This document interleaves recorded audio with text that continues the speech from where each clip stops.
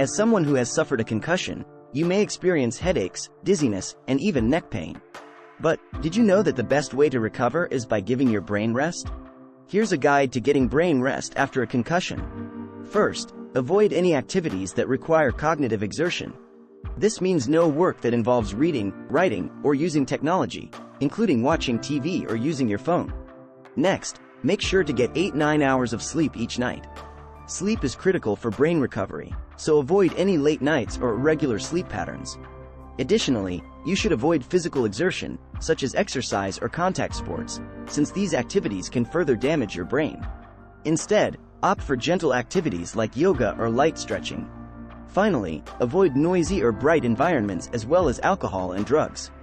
Remember, giving your brain rest is the most important thing you can do after a concussion. By following these simple steps, you can help speed up your recovery and avoid long-term damage.